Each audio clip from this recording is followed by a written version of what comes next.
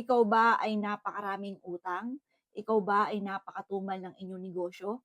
Hindi ka ba makatulog sa gabi? Ang daming mga pumapasok sa inyong isipan? Ikaw ba ay lagi na lang may karamdaman or lagi may pagtatalo sa loob ng inyong tahanan? Maglagay ka, mga bossing ko, ng isang mangkukan na asin sa ilalim ng inyong higaan. Gawin niyo po ito ng 3 araw. Yan po mga bossing ko, bago niyo muna ilagay ay iwiwish niyo muna dito na sa pamamagitan ng asin na ito ay aalisin nito ang mga panalangin na masama, mga gumagamit ng kaliwa sa akin, or mga negatibong enerhiya sa loob ng aking tahanan ay aalisin ng asin na ito. At pagkatapos po nito, ilagay niyo ito sa ilalim ng inyong higaan ng 3 araw. Sa loob ng 4 na araw, kunin niyo po ito at i-flush niyo po ito sa aridoro.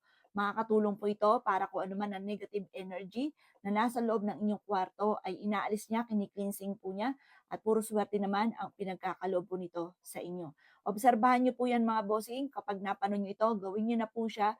At ito po mga bossing ko, mapapansin niyo matapos niyo po siyang gawin, mas magiging magaan ng daloy ng swerte. At ang asin, isa po ito sa mga subok na nag-aalis or nagki-cleansing ng mga negatibo sa loob ng ating tahanan or ng ating negosyo na nagdudulot sa atin ng mga kamalasan. Kaya alisin na natin yung mga kamalasan na yan. O siya mga boss, good luck po sa inyo po lahat.